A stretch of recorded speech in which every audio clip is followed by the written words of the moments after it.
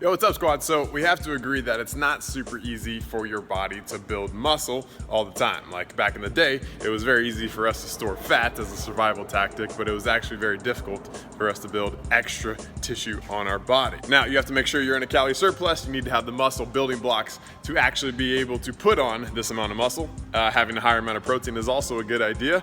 So make sure those two things are intact first. So usually muscle takes a lot of stimulus in order to grow and to give our body the signal that we want to put on more muscle. So most exercise can get put into three categories. That is mid-range, which are most compound movements. We'll explain that in a second.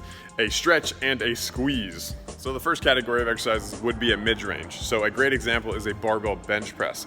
So a mid-range is a exercise that doesn't put your muscles into a crazy contraction, and it also doesn't put them into a crazy stretch.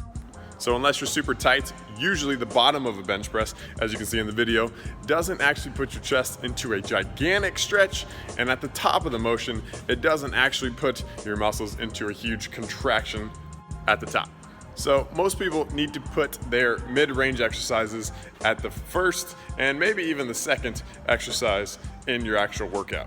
The second exercise is a stretch. So a great example of a stretch would be an actual dumbbell fly for your chest, and you can see at the bottom of this movement you're actually getting a ton of stretch at the bottom. That's where it becomes the most hard to do this actual exercise. And these stretch exercises should be done after your mid-range exercises such as your bench press or your dumbbell incline bench press. And lastly would be your squeeze exercises, the ones that put the most tension on the contraction of the motion. So in this example, we're going to talk about the SVEND Press. It's where you place two dumbbells, or I should say two plates together, you push them together, and you're gonna drive them straight out and try to squeeze your chest. And again, we're just using chest as our main example today because it's the easiest one to do, and it's one of my favorites. So SVEND Press, as you can see in this motion, you're gonna come together and push them together and squeeze them at the top, trying to contract your pectoral muscles, your booby muscles at the top.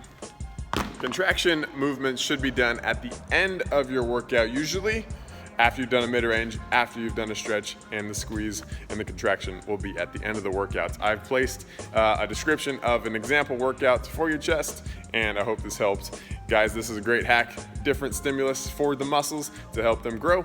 Go check it out. Make sure your sleep's in order. Make sure you're in a calorie surplus so you can build some muscle and try to get that protein in as well. Much love.